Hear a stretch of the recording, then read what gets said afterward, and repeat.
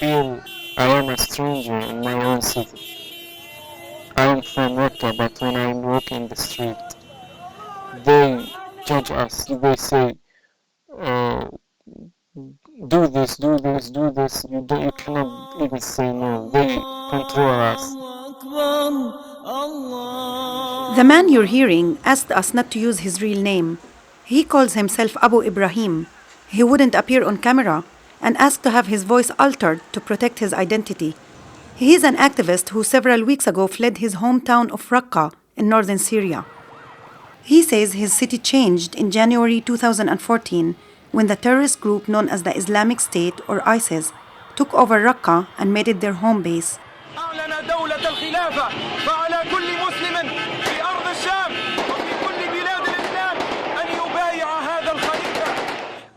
Since then, it's been very difficult to get information about life there.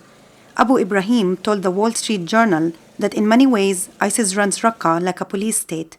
His accounts are consistent with reports from other media sources and videos from a group called the Raqqa Media Center, which identifies itself as a news outlet and continues to post videos even under ISIS rule.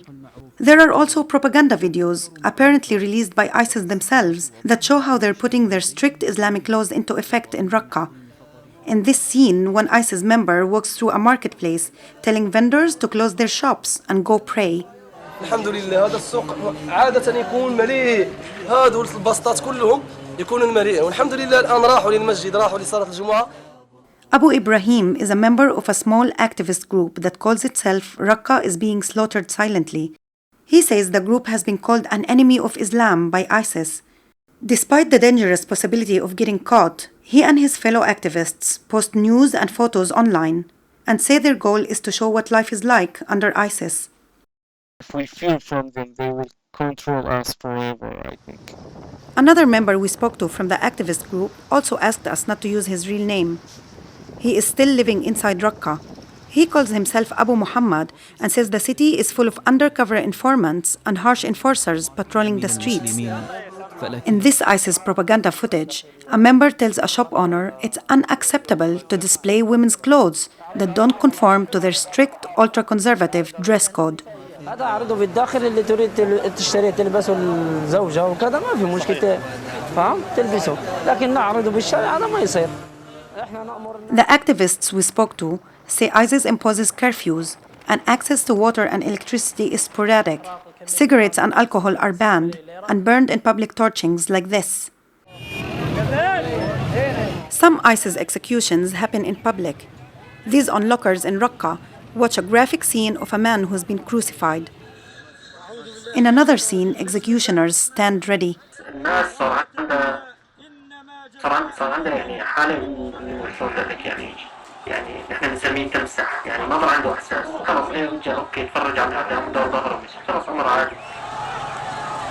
These depictions stand in stark contrast to what ISIS portrays in some of its propaganda videos, which features group members touting Raqqa as a paradise for Islamists from all around the world. I'm your brother Shuaib from South Africa. I'm here in the Khilafah. As you can see, there's a big party going on. But it's no party for the activists we spoke with. They say they will be executed if they're caught. And they say that another member of their group, named Mu'taz Ibrahim, who is seen here in a video tribute, was killed because he was caught with material belonging to the organization. Abu Muhammad, the activist who's still inside Raqqa, says he misses the most basic human freedoms. أمشي مع رفقاتي بالشارع بدون ما أطلع حوالي بدي أعمل سكسوكة ما بدي أنا أعمل ده بدي أطول شعري بدي أقصر شعري ما حدا أخو وراي. Abu Ibrahim says people in Raqqa are even too afraid to speak against ISIS in their own homes. Now ISIS give money for a small boys from 16 to 18. They say, okay, we will give you money, just say it for us who are speaking against us. Like many young Syrians, the activists, who are both in their 20s, were first motivated to drive President Bashar al-Assad from power. They wanted to have their own Arab Spring. Raqqa residents cheered after moderate rebels took control of the city in March 2013. But almost a year later, ISIS seized control, and that's when things changed. Some of the buildings they took over are painted black. This is said to be an ISIS police station. The activists say this church was turned into an Islamic center, and ISIS blew this shrine up because it was built for Shiite Muslims and they are Sunnis.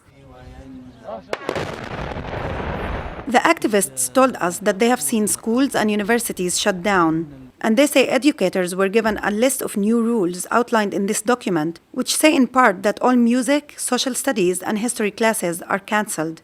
All pictures and phrases that don't fit with the Sharia law should be removed from books. All mentions of Syria should be replaced with the Islamic State. One form of education that still exists happens in mosques, where children are taught about the Quran. And there are also more informal indoctrination sessions that take place in public.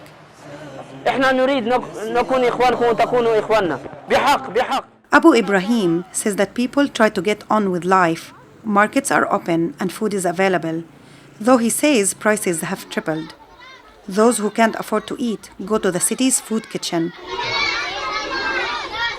The activists say several people they know are missing, and they live every day remembering that their friend Mu'taz was killed. But they say they hope that over the long run, their words will be more effective than ISIS's bullets.